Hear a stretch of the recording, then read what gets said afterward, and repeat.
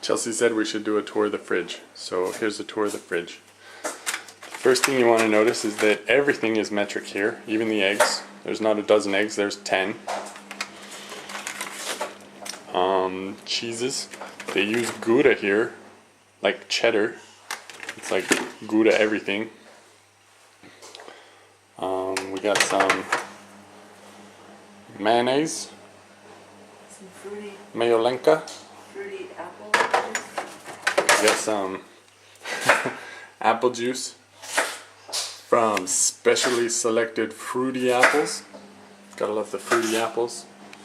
Don't know what the non-fruity apples taste like. They have Activia here because apparently they have bad digestion as well. Sausage. These are homemade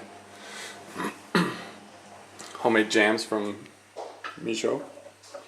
Some mleko. I have no idea how to pronounce that. It's milk. And notice the 1.5%. They don't have 1%, they don't have 2%. It's 1.5.